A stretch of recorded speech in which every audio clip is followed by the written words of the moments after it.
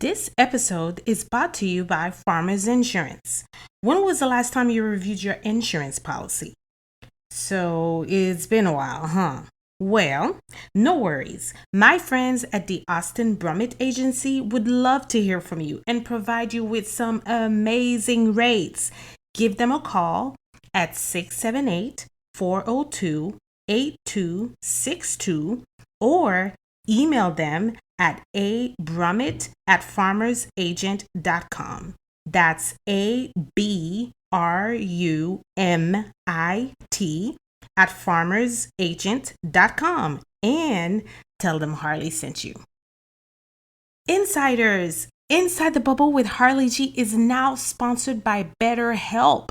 As a partner of this episode, listeners can access the BetterHelp link located in the show notes to receive 10% off your first month of therapy with BetterHelp and get matched with a therapist who will listen and help. Go to BetterHelp, that is BetterHelp.com/inside the bubble, the link to get started.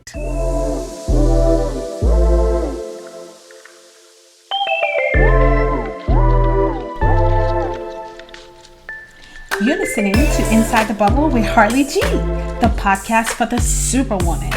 Every week, we connect with amazing individuals who share their inspirational experiences and stories while motivating and inspiring purpose. It's time to hang your cape. Grab your coffee, your water, your cocktail, and come on in Inside the Bubble with me, your host, Harli G. Good morning, good afternoon, good evening, welcome. I'm not sure what time insiders you are listening to the pod, but welcome insiders to Inside the Bubble with Harli G. I have such an amazing guest here with me today who is going to talk about her personal journey and kind of finding purpose through pain. Yes. And so today I have Shanease Russell, who is going to talk about her experience through something very difficult and how she was able to channel that experience and find purpose through it, which is literally the basis and foundation of the podcast. So I'm really excited to have her on today to share her story.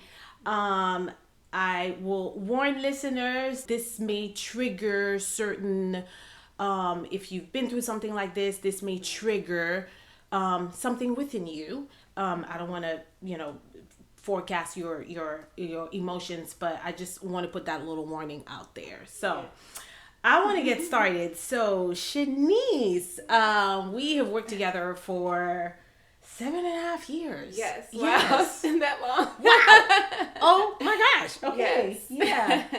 Obviously, insiders, you detect a pattern here. Lots of people that I've worked with, but yes. So we have worked together for 7.5 years, and y'all, Shanease is so fabulous. So extra. I love it. I love it. I love it. I love it. I love it. She brought her own lighting today. She was like, listen, I'm not going to be looking any kind of way on this camera. So I love it. So you, okay, so we talked a little bit. So I want you to share how you met your husband, because I want to set the stage here, and I love that story. I was like, really? Right. Okay. So first, thank you for having me Absolutely. on your platform. Absolutely. And just having you in the office. You're always so fabulous. Oh. To, see your shoes and stuff. Oh, I'm we had an immediate connection with fashion. So, but yeah, it's just about my story. So I met my husband. We both went to Georgia State, and we had a class together, public speaking class. And I'm super shy. My husband, he would speak and just take authority of the room, and I was like, who is this? And so we went the whole semester. We sat on opposite ends of the classroom, but on the last day of the class, we had our final, and I just happened to waste some water on my desk, and he just came over and was like, let me help you. I think he was waiting on the perfect time. He was like, this is my end. Yes. So he asked me for my number like after the final exam, and then so after that the rest was history. But I was like, what if you never asked me out on that last day? No. Right? We shall not think about that. Yes, Okay. yes. But that's a blessing that we met at Georgia State. And, you know, just such a blessing to meet Father Love in college. Yes. Sweet. So you guys met at Georgia State. How long before after that you guys actually got married? It was definitely a few years. So right after graduation, I had in my head I wanted to do fashion. You could not tell me that was going to be my career path. But after moving to New York for some time and then working in corporate retail, I spent some years there. So I actually moved to another state. So we had to do long distance. Okay. And then that's where I joined at Gas South and we became co-workers and I was able to relocate back to Atlanta. Okay. So yeah, we got engaged in 2016. And so just to start about my journey and my path, so once we got engaged, everyone was happy. Like it was like a few weeks after my husband's birthday. And then that was September. And then maybe like, I want to say August or November, October or November, I had like my annual checkup, you know, pap smear, just normal routine checkup. And my doctor, Dr. Walter, she did my checkup. She felt something abnormal in my pap smear. Okay. So it turns out that I had a fibroid, like the size of like a tiny cantaloupe. And just to kind of give your viewers some insight on my story, like, I guess to fully understand me, you would have to like understand like my childhood, the history. So I'm born and raised from Atlanta. My parents were like high school sweethearts. I detect a pattern. Yes. Okay. Right. And like Decatur, Georgia. Okay. And so like, my parents got married, and I guess tragedy struck when my mother was diagnosed with breast cancer very young. She was 26. Wow. And so, just to fast forward, my mother passed when I was 2 years old of breast cancer. So, fast forwarding to my journey to get engaged, and then the doctor finding a fibroid, my father was like, terrified, is this cancer? You know, are we going through that again? So long story short with that, my doctor recommended myomectomy to remove the fibroid. And so that was in December, a few months after we got engaged. And then praise God, it was no cancer. Everything was fine. But that was just shocking to go through that, to be on a high of getting engaged. And then to get this diagnosis of a fibroid tumor, and just wondering, you know, I just got engaged, can I have kids? So that made me, and I kind of regret putting myself in a state of fear of like, can I have kids? And I had never tried, but just having the fibroid just was like, oh my God, like I kind of psyched myself out and wondering, would I be able to? So, I mean, I think that, not to, you know, exert my emotions, and I'm not a therapist. I just play one on the podcast. So I think that is just part of being human. Those are emotions that we go through, and we need to acknowledge them, right? So it's like, but I think the best thing about that is that even though you had that fear, you might have regretted, but you still had enough courage to get beyond it. That's true. And so I think that's what I would focus on, would be like, yes, I was fearful and crap, I regret spending this time worrying about it, but at the end of the day, I still had enough courage to move past it. Right. So, and just to go back a little bit, so, your mother passed away at 2. I think that's something that's very important.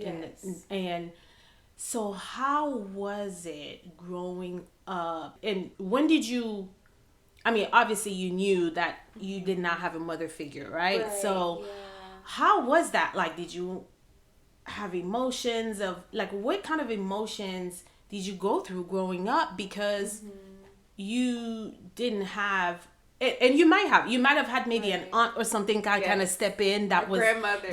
Perfect. Yeah. So, but how was that for you? Oh my God, I think now that you asked me the question, it's just like, how did I get through? I think it was my family and just how tight knit my family was, and I kind of told in the beginning of how like my parents were high school sweethearts. So both of my sets of grandparents lived 5 minutes from each other. So like literally on the weekends I would spend one weekend at my mother's parents and then another weekend at my father's parents. So thank God I had the love of my parents and my grandparents, rather, my aunts and uncles, to really spoil me. I think they really, they overcompensated.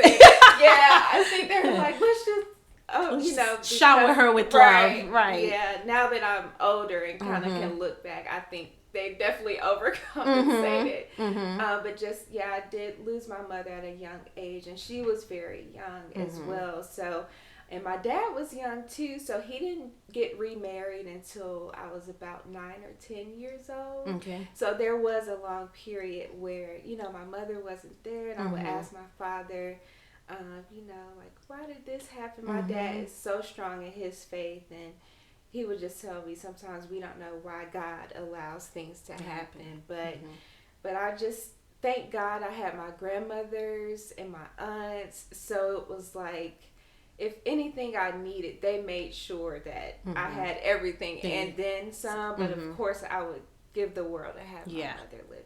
Yes. And you do have siblings. I know you have sisters. Two sisters. Yes, okay. Yes. So it's 3 of you guys, just like me. I know. Yay. Oh my gosh, bless your father's heart. I know. Bless his pockets. Yes. So when my father remarried, I have 2 younger sisters. Okay. They're much younger than I am. So I'm 31 and they're like senior in high school. What? So it's a big age gap. Wow. Yes, okay. But they keep me young. Okay. Like, they're like, you still on Facebook? I'm like, yes, I'm on Facebook. They're like, we need you to move to Instagram. Right. Yes. But I do have Instagram, but like their Snapchat, all that, I can't keep up. I'm not a Snapchat person. Yes, right. We're kind of going down a rabbit hole here. Right. Yes. But okay, so you have 2 younger sisters, and were there moments or pockets in time where you thought, why? Like, why? Yes. Why me? Why my mother? Why? I would go through that. Is such an excellent question, because I would go through that, and I think it really hit me on certain days you wouldn't think of, like Mother's Day, right? When I got married, just and even being in my best friend's wedding and being her like matron of honor, and seeing her and her mom, was like, God, I'll never experience that, but maybe one day I'll get to experience it. But I think it really hit home for me sometimes during every day, but really milestone events, graduation, getting married, getting engaged, like just wanting to have her there, just have her advice. But I guess the closest thing I do have to is all of her sisters and my grandmother. Both of my grandparents are still living. My mother's parents. So I have pictures, and they just tell me about her and how much of a blessing she was and how strong she was in her church. And I just remember going to my grandparents' church one day, and this lady kept the obituary for my mother in her Bible from over 20 years ago, and that's just the impact that she had on people's lives. She was so giving. So yeah, I think it definitely will hit you out of nowhere. It could be random things, or definitely for me, a lot of the milestone things I went through in life, college, getting married, graduation. But thank God I did have the support of my family. Yeah, I mean, it's something that's impacted you in so many ways. And it happened when you were 2. Here we are 30-something years later. Yes. And it's, it's something that, so I just, when I think about that, because when you look at your story, which we're about to get into, you know. Ladies, I know there's so much to do and not enough time in the day. Trust me, I'm right there with you. But what are you doing for yourself? Well, I've recently discovered Body Bar Pilates. Let me tell you a little bit about it. Body Bar Pilates will challenge all of your major muscle groups and provide you with a full body workout. Wow. Listen, I had to check it out. I took a class with Sherelle and it was amazing. They have workouts for all skill levels, whether you're just starting out or you're just looking for a new way to move your body. This is the community for you. Check out my friends at Body Bar Pilates East Cobb or give them a call at 678-941-4371. And don't forget to mention me, Harli G.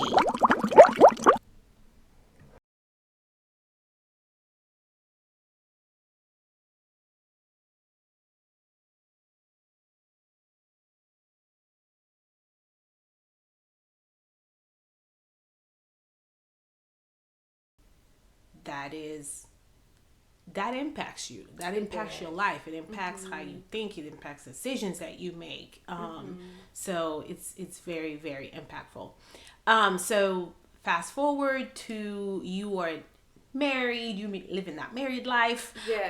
with your husband, and then you guys decided that you guys always know that you wanted to have kids? Yes. And okay, Yes. all right. You know, some people don't. Yeah, that's true. I mean, some people are like, you know what? It's just gonna be the two of us. Right, Okay, right. we ain't got no business bringing children into this world. Sorry. Anyway, okay. So you guys decided that you wanted to start a family, and then what happened? I mean, Yes. you're on that journey. You're on that Right. path. So, going into our marriage, like I knew early on I wanted to try. My husband and I talked about it because, and I kind of alluded to it earlier, in having the fibroid, it just was like terrified me if I could get pregnant. So I knew that, we wanted to try early just to see, and we got pregnant Like right away. Yes. Wasn't it like on the honeymoon? Yes. So we got married in March, and I was March 18th. I was due December 9th. So, Okay. Yes. Y'all didn't waste didn't no waste- time. Yes, God blessed us immediately. So our families were so happy about it. So we were just like at an ultimate high, and just knowing me, I went all out with the nursery. My in-laws would come over every weekend. We had like a chandelier installed, a crown with canopy, like everything was just so beautiful. And then my OBGYN is Dr. Walters. So we want to give a shout out to Yes, Dr. she Walters. is so Absolutely. amazing. And Yes. I actually found her because I was like, I need a doctor that has or knows the impacts of breast cancer. And she's a 2-time breast cancer survivor. 2 times? Yes. Okay. Yes. Oh my goodness. Okay. Yes. Awesome. Wow, that's amazing. It Okay. is. And having losing my mother, I felt like it was very important for me to have a physician that could take care of me and understand what I may need to do for my body, and knowing that having a mother that has passed The of breast history, cancer. yes. So she is very like hands-on, thorough, and you definitely don't feel like you're rushed whenever you're in her office. So the pregnancy went great. We were just bebopping along. Tiddling it on. I know. And fast forward to, I want to say about October, I had like my baby shower. And then I went in for a normal checkup, and the doctor told me I needed to be on bed rest. My fluids were looking a little bit lower. Okay. And so I began to slow down, and just out of nowhere, it was just one night. I was about, I want to say 34 or 35 weeks. I was pretty far along. That day, I just felt like the baby wasn't moving as much. And we were having a girl. Okay. And so I was just like, let me take a shower to try to stimulate movement, drink some orange juice. But I kind of felt in my spirit like she wasn't moving as much. And then I laid down, and then I just still felt like something didn't feel right. And when I got up, it was maybe about 11 o'clock at night. I went to the restroom and wiped, and I just saw so much blood. Oh gosh. And just from that, immediately I just went into shock mode, and I just screamed to my husband. He was sitting in the room next door, and I was like, call 911.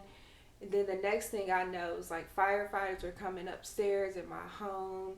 And then my sister-in-law, she lived actually down the street, so she came. I was just like, what's going on? It was raining, and I literally had to be rushed to the hospital just because of the amount of blood loss. And so once I was rushed to the hospital, they put me on a monitor, and they monitored the baby, and there was no heartbeat.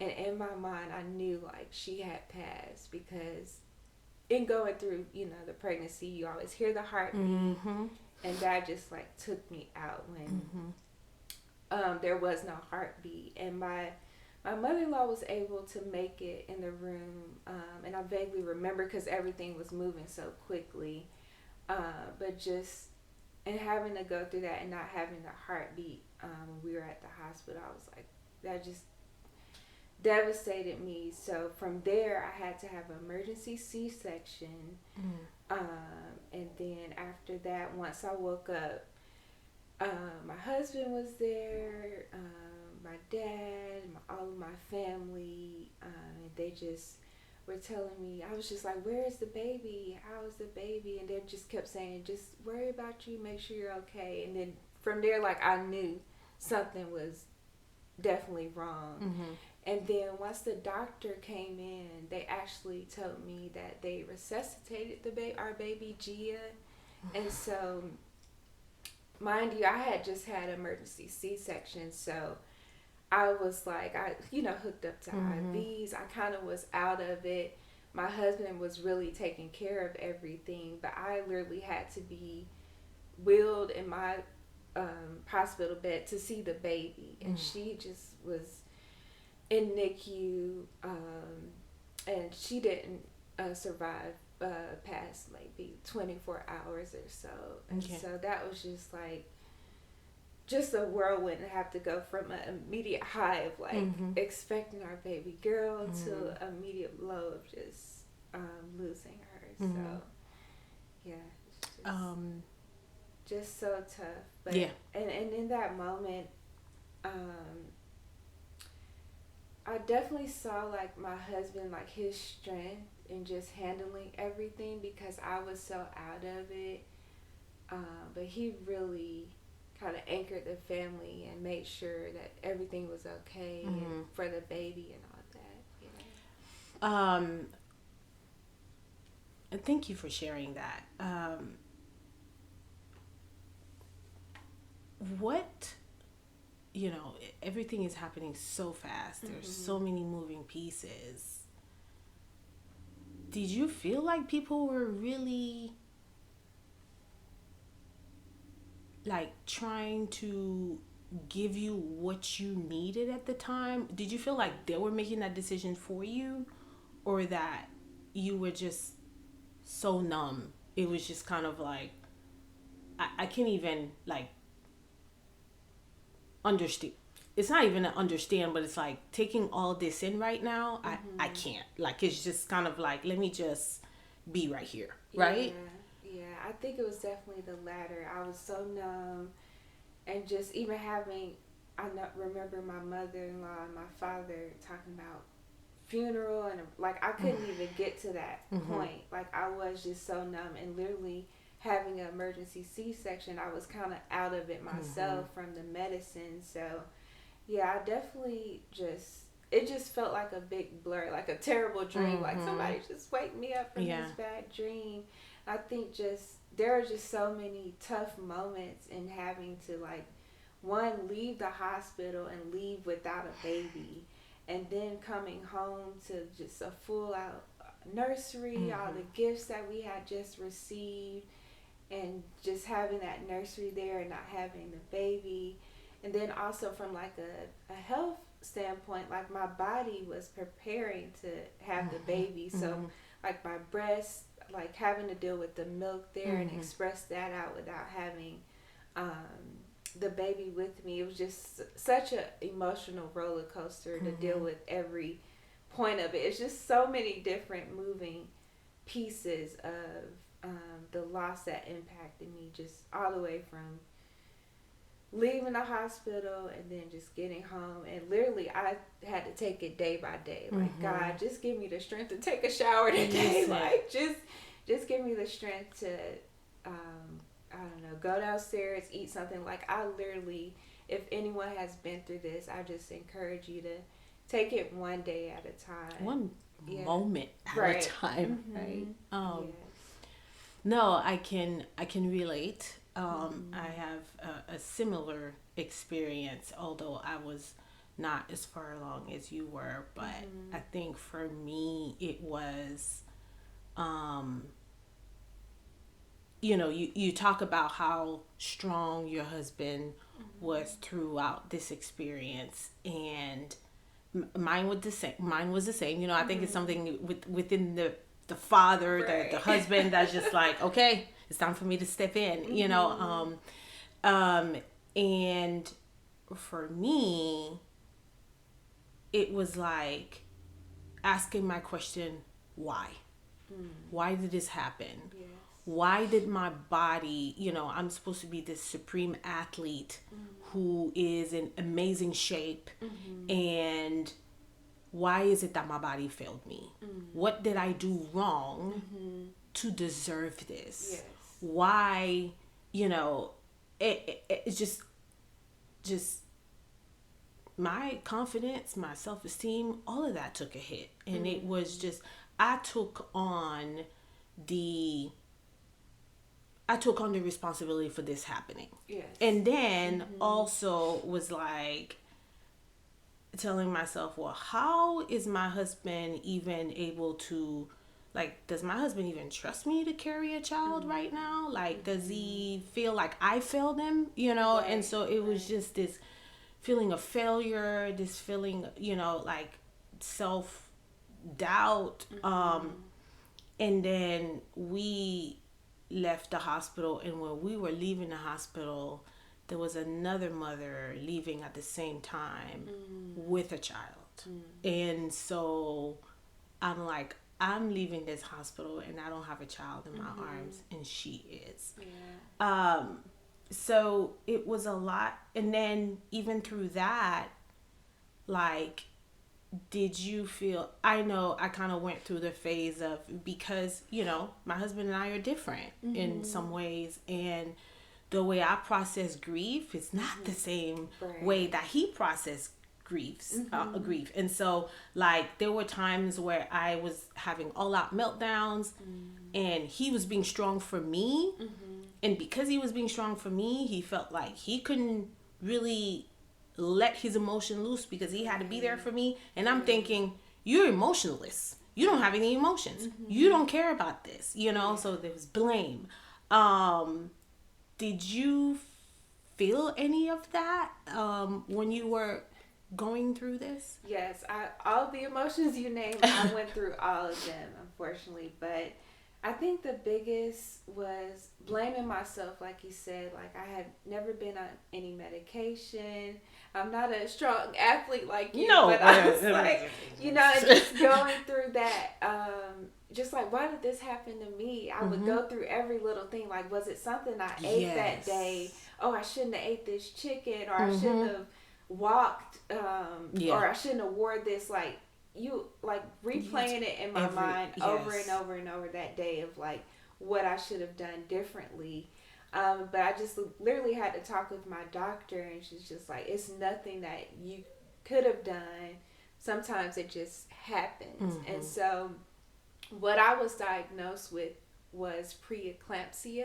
And I didn't find out until after we had lost the baby, but my mother had it as well.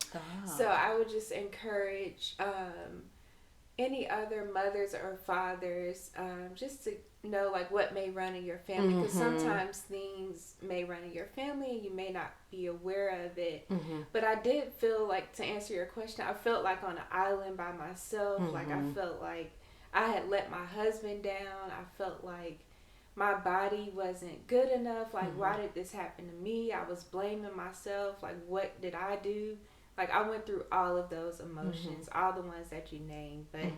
But yeah, I would just say, like, really, for anyone that has been through it, like, try not to blame yourself. It may sound so easy, but just try not to blame yourself, because sometimes it's nothing that you have done that may have caused it. Sometimes God allows things to happen. We don't know why He allows them to happen. But yes, I did go through that. And my husband, he was so strong, and he actually was being like a workaholic. He was working nonstop. And like me, I would be in the bed watching like Winnie the Pooh eating ice cream. Like, I didn't want to get up. But he literally was working his job. He started another job. He just went into work mode. And so we had two different totally grieving processes. But that was the very first time in our relationship that I had ever seen him cry once we had been alone and talking about it. So yeah, I would just encourage anyone to even talk to, make sure you have someone to talk to if you do experience it. And then of course your partner, kind of lean on them. But even if you do need to seek like a grief counselor, that's okay too as well. Yeah, it's so important and so crucial to have those conversations with your partner, because you don't know what you don't know, and you are going through the experience through your own filter and your own emotions. And based on past experiences, you know, we're all wired differently. And for me, it was like you said, you know, your husband went into work mode. That's how he was able to kind of get through it. Like, okay, I'm gonna put my, I felt like it was kind of like he's putting all his attention into something that he feels like he can control at this point, right? Because it's like, I can't control what happened, but I can control this. I can make this amount of money. I can work hard, right? And so a little bit of the same with my husband. It was just kind of like, you know, and I'm watching him being strong, but to him, I'm like, he does not have any emotions. This man is like, he is hardcore over there. And I'm sitting here having meltdown after meltdown, and also resenting myself for having those meltdowns, because I felt like maybe I need to be as strong as he is. Maybe I need to be that strong. Maybe that's what the problem is. I'm too weak, you know? And I actually started researching some communities online, some groups, chat groups of women who had been through the same thing. And that helped too. So finding that community, like you said, finding someone that you can talk to, whether it's a therapist, a counselor, that can help you with that. And if there is a group, even within the church. And now I have to say, I don't know about you, even though I questioned why this happened to me, but my faith did not waver. And so I still very much had my faith there. I might have not leaned on it like I typically did, but it wasn't kind of like, I didn't blame God for this happening. If anything, I blamed myself. But I don't feel like my faith wavered during that time. And I also want to talk about, like, okay, so now you're going through this, you're home. Now you have to come back to work and face people that obviously have known what has happened, but I mean, they're not in your shoes. They don't feel, they haven't been through what you've been through. Now you have that. It's like you were kind of in this bubble, kind of protected, right? Going through this. Now you're like, I gotta go out into this world. What in the world? That is a whole nother process of grieving, especially if you're very far along during your pregnancy, and having going back to work. Of course, people in the job will know and be respectful, but just like we work in an office environment, there's like a cafe downstairs, and just going to grab some coffee. The regular attendant may not know. Mm-hmm. And so she's just like, oh, how's your baby? And so you just everyday things, going to the grocery store, going to church, like you can make a announcement or post something on Instagram or Facebook, but there's still gonna be people that you run into. Yeah. So I immediately had to like strengthen myself. I went to get my hair done, and the shampoo lady was like, oh, how's your baby? So that was like the same weekend. So I immediately had to like strengthen myself and just say, I just said the baby didn't make it. I literally just, and then sometimes you don't really owe anyone an explanation, but it did hit me really strong. But I will say there was a positive to getting back out, because in going back to work, there were so many women that I would have never known that had been through loss. And it may not have been as far along, but they came up to me like, in private time and said that they've been through it. And I don't know why I'm getting so emotional, but in knowing like so many women at the office or, at church that I see every day, and even some of my family members that I didn't know had been through like miscarriage, had opened up to me, and like, it made me feel like I wasn't alone, because I literally felt like I was on the island by myself. Yep. But after going back in the world, I think one positive thing was like so many people were opening up to me about they had been through it too. And I think that's what really encouraged me to write about my story, because like I felt isolated and by myself. But after going through it and kind of getting back out there, so many women opened up, but it was still like, it's like the shame of like miscarriage or stillbirth or pregnancy loss that women don't talk about. And so that's just one of my things that I hope can help just silence the shame of it, and just help encourage someone not to blame yourself. Like, you're not alone. You're not on this island by yourself. There's other women and even men who have faced the loss. So that's one thing too, that like all of my family checked on me and my friends, but in the same sense, sometimes people don't think about checking on the men too, because they lost their child as well. Well, you just hit on something right then. Yeah, it's true. You focus on the woman, because it's her body and she. Right. But you're right. You're absolutely right. And I think I also made that mistake. I was just like so kind of worried or focused on what I was going through, that I did not make sure I needed to also make sure that he was also being checked on and he was being taken care of, more, other than the normal. That's something really good that you just said right there. Yeah. And so you were going through this and you are journaling. Yes. Okay. Yes. So I think early on, I want to say like maybe a week or so after I experienced the loss, I remember like just wanting to like get my emotions out. And I'm not really a talker. I'm more of a writer. But then at the same time, I didn't want to like talk someone's ear off. And then it's like, these are my like intimate thoughts, and I just needed to get them out there. So I just started journaling every day, and really just turned into like my prayer time with God, or even just pouring out my emotions. And so that really helped me, journaling, just kind of get my emotions out. And then also my husband, being the worker that he is, he encouraged me to like, this wasn't immediate, but maybe like the next year or so, just doing something I enjoy, like whether it be spin class, or I just started like selling jewelry or clothes, just something fun that could occupy my mind that wouldn't leave me stuck. So I would just encourage someone to maybe just do something you enjoy. Of course, not immediately after the loss, or do something that you can kind of pour your emotions to. Okay. So you're journaling.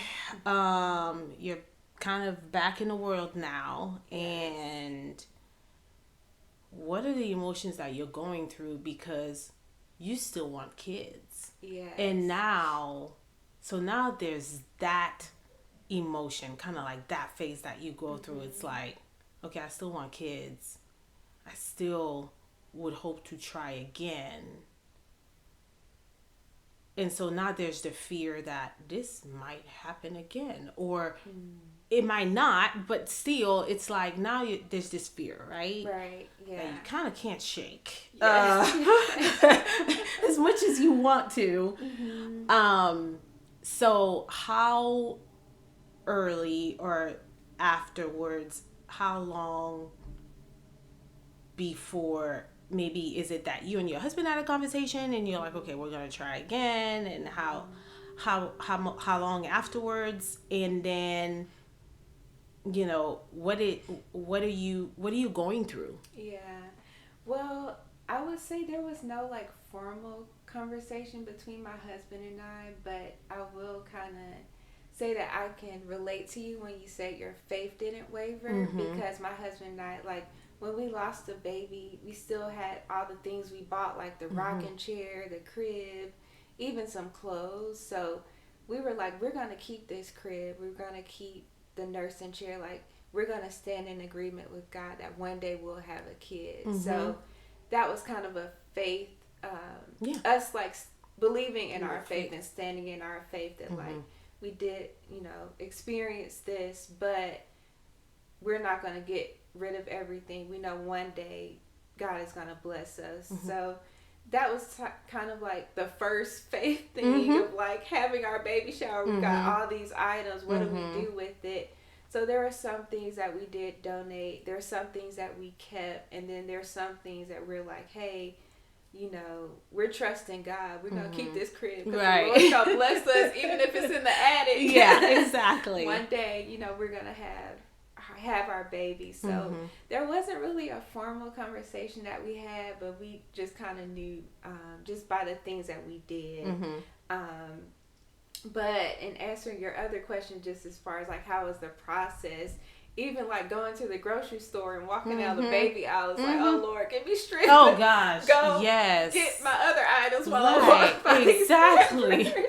So can I just, y'all need to just like black out this aisle right here. Okay, just this one aisle. Yes. Just black it out. Go ahead. Yeah, so it's like every little thing, just something as small as going to the grocery store can or be hearing a baby cry. Yes, there's moments where I would hear a baby cry and I still had milk. So it would kind of, yes, I would have to express that out. So it's just a whole emotional process that many people don't think about, but it was like an everyday faith walk. Like, okay, I can still be happy. Some of my friends are having babies. Oh gosh. And then it's like I was truly happy for them, and then I would send gifts. And then it's okay if you say, hey, I won't be able to make it to your shower, but I'm definitely going to send you a gift. Yes. Just because I'm going through this doesn't mean I can't be happy for you. Yes. But then, you know, if you don't want to attend a shower or it's too much to go to It's a kid's okay. birthday, it's completely okay. Your family and friends should definitely, you know, understand that too. Yeah.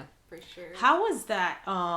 Because we had my sister-in-law had just sent a bassinet to us through my mother-in-law. So my mother-in-law was actually there, but you know, and it was sitting in what was going to be the nursery.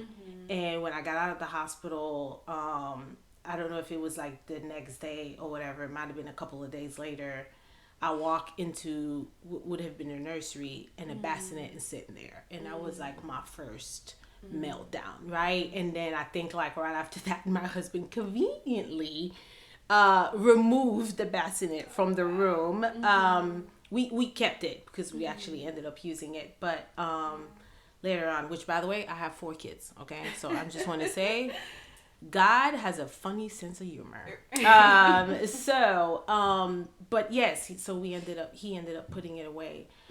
But we hadn't gotten to the point where we had really kind of, it is very early on in the pregnancy, so we did not start the process of buying baby stuff yet. So that was kind of like the first thing. But I can just imagine in your situation, now you've been through multiple baby showers, you have all this stuff, and now you have to sit here and figure out, what am I going to do with this? Right. Yeah. Yeah, that was definitely a process. And I think one thing that encouraged me is actually was a friend that she lost her first baby and it was her second pregnancy. And so I was like, well, I'm going to stand in agreement with you. I gave her like a ton of stuff. She was having a boy and we had a girl. So anything gender neutral, I gave it to her, anything I could. So I just wanted to, touch someone else's life the way I felt that I should. And then also, like, I guess as far as like the nursery part and having that set up, like, it didn't bother me. Like, that room kind of gave me peace. Like, I would go in there and just pray and journal. Like, it was maybe like 6-7 months before we took it down. Wow. So yeah. But I left it up, and like, I just encourage someone, just do whatever works for you. Yeah. There are some things that we returned immediately, but the nursery gave me peace. But I don't know what it was about going to Target and seeing certain things. I think the first time I went to Target and seeing like a ton of different baby items, I think that's where I had my first, like, oh my God, like, this happened, like, process moment. I don't know. It didn't really settle in for me at home, but I guess going out, seeing other babies, something as small as going to Target, that really hit me, and seeing like the little items and that was really tough for me. Okay. Yeah. So now you guys are trying again and you get pregnant. Yes. Okay. Yes. So then it just happened, actually. Again. Yes. Listen. A year later. Okay, so a year later. Yes. You like you said, you were blessed and you were pregnant again. Is there fear? Is there, girl? So just going to like my checkups, I literally had to pull up my Bible app and be like, okay, God, because I would get nervous just to have the doctor take my blood pressure for just to check in, because my mind would go back to that tragedy that last time. So I was just like, Lord, give me the strength, just calm me down, take my blood pressure. Exactly. To get to a blood pressure. Yo. Yes. So oh my gosh. I literally had to like pray a little bit before I went through my appointment. But my doctor, she was just like, okay, if any blood pressure spikes, anything, you're going to bed rest early.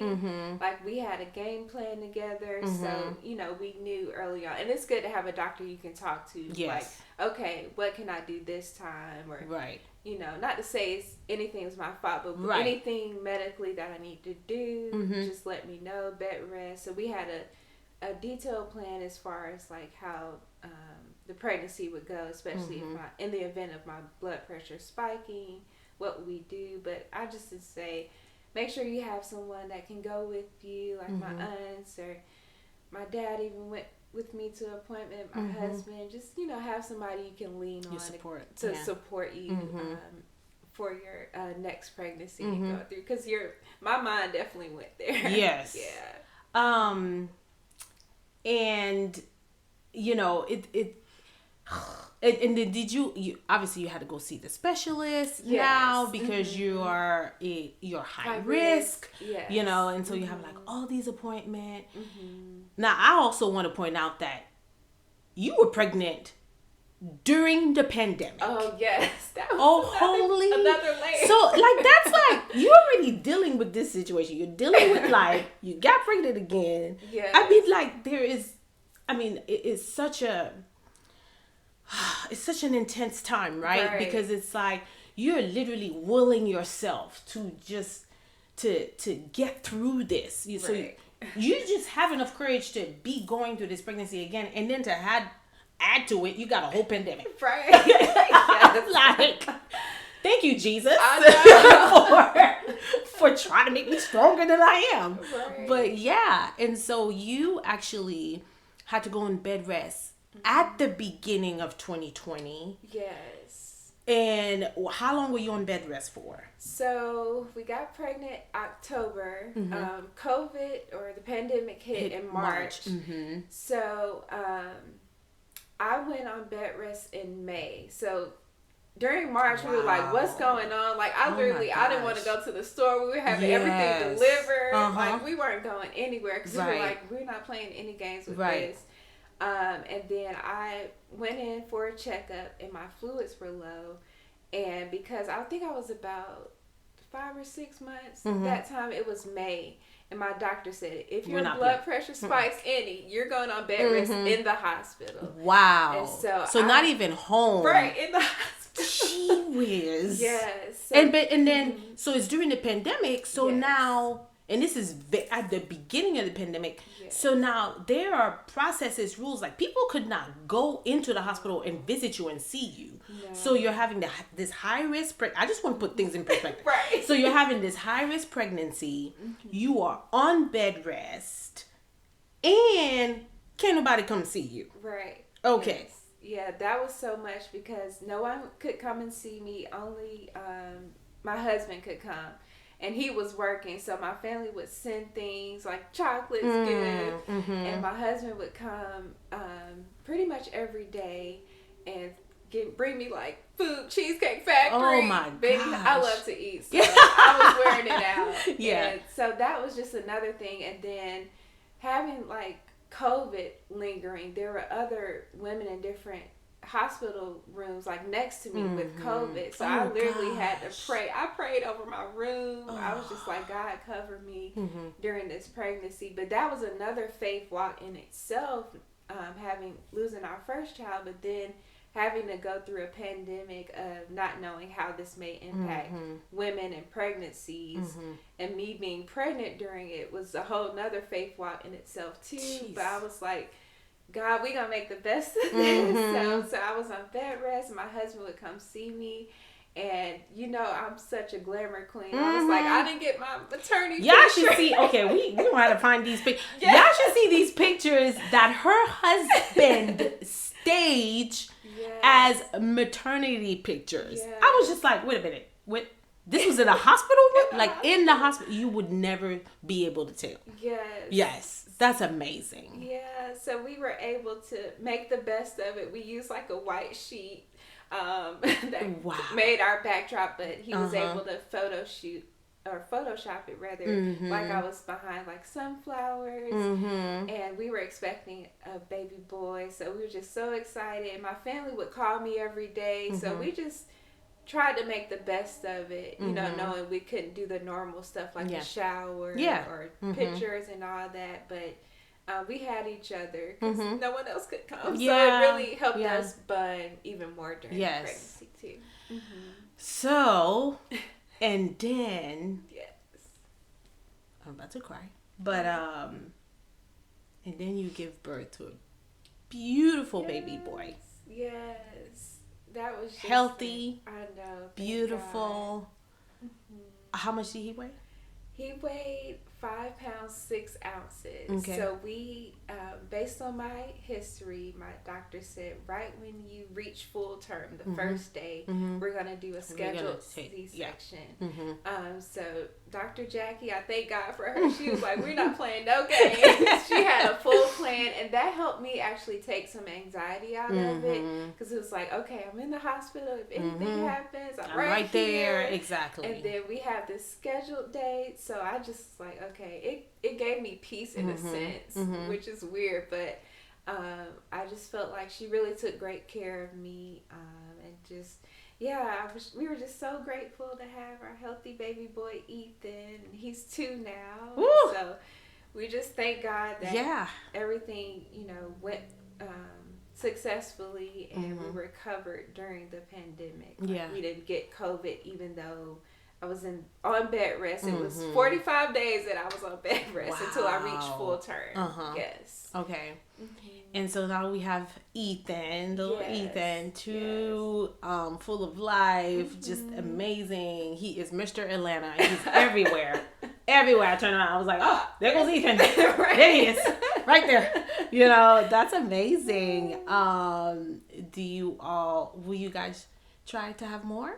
Yes. Okay. I think we definitely want to try again. We're not really sure exactly when. Okay. But I'm just enjoying our baby Ethan. every single moment. Like I literally, he'll be sleeping. I'll be just like thanking God because I've been through both sides of it. Yes. And so I just thank God every day that we have him. Yeah. Yeah. And as a result, you have penned this amazing book, and it's called The Faith Within. Yes. And this is, it says The Faith Within, Healing After Stillbirth, Miscarriage, or Loss of a Baby. This is your most inner thoughts as you're going through this experience. One thing that I vividly remember when we had a conversation about your book was I remember you saying, Harli, somebody in a whole nother country bought my book. Yes. And so a story like this, you just never know who you're going to impact, right? Where they're going to be, at what stage in life they're going to be. And for you to be able to put this out there, be vulnerable, put this out there, share with someone, because someone else is saying, I'm in this alone. Someone else is saying, they're not going to understand. Right. Someone else is saying, how in the world am I going to be able to get through this? And they're able to pick up this book and say, there is hope. Yes. There is hope. Whatever the future holds, whatever my path is, there is hope because somebody else has been through it and I can do it too. Yes. So it's amazing. You all please make sure that you pick up this book. We'll also include a link in the show notes so people will be able to have access to where to get the book. And it's on Amazon and all the places, right? Okay. They can go on Amazon, just search The Faith Within. But if there's any mothers or fathers that want to reach out to me directly, I do prayer requests, or if you just want somebody to connect with, you can go to my website, and my name is Shanease, and it's Shanease.com, and so we'll put the link to your absolutely. We'll include that in the following, and even if you're open to that, even if you just want to connect on social media, we can also have that information available for you. Shanease did a shout out to her physician who was instrumental in this journey, Miss Jackie Walters. So we want to make sure that we acknowledge that. And it's just, Shanease, you are an inspiration to so many people, whether they are going to whether they're going to be able to share that with you, say it to you, not say it to you, whatever the circumstances might be, but for you to be able to do this, so to find this purpose. And that's something real quickly that I want to ask before we go is, do you believe that this is your ultimate purpose? That's such a great question. Yeah, and going through and looking back on it, I don't know if it's my ultimate purpose, because I believe your purpose can change as you age or go throughout different stages in life. But I think right now, and having went through losing my mother to breast cancer and facing the loss of our first child, I think a part of my purpose is to encourage women and men that may have been through a similar story. Just like, don't give up. I know it's so easier said than done, but just trust God through the process and take it one day at a time. And I just want to that's my main goal, is hoping that my story can positively impact someone else, because I felt like I was alone. And so I hope that this will help silence the shame of pregnancy loss. Yes. Whew, okay. So that's it's, I don't know what words to use, but your story is such a story of, to me, I see such a story of purpose in there, in wanting to, like you said, impact and silence the shame of loss, which is huge, because I feel like if you've experienced loss, that is That's definitely one of the emotions that you go through. Right. Yeah. But that is our show for today. This is crazy. Time flies. But please, thank you, insiders, for listening, for tuning in, and listening to Shanease's story. We are dropping episodes every single Monday. Every week on Monday, we have new, amazing, inspirational individuals that are coming on the show, just like Shanease, to share their experiences, their stories, and to really make sure that whatever it is that you are going through, if you're listening to this, that you know that you are not alone. And whatever that experience is, whatever that story is, there's a purpose in it. And so I strongly believe in that. And please follow, like, share, subscribe. There is a glow link as well in the show notes. So make sure you support the show. And until next time, you know what I always say, there's purpose in your story. And also, just want to remind insiders to leave a review. So if you felt like, oh my gosh, this really truly touched me, this was an amazing story, drop a review. We would love to have more reviews. But thank you, insiders, and until next time, thank you.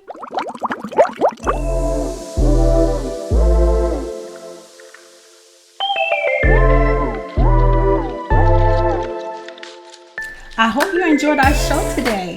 Hit the subscribe button and share this pod with your family, with your friends, with your girlfriends. And follow us on Instagram and Facebook at Inside the Bubble with HG. Keep the conversation going. Drop us a heart emoji. Engage with us. We would love to hear from you. New episodes are dropping every Monday on your podcast streaming platforms. And remember, there's purpose in your story.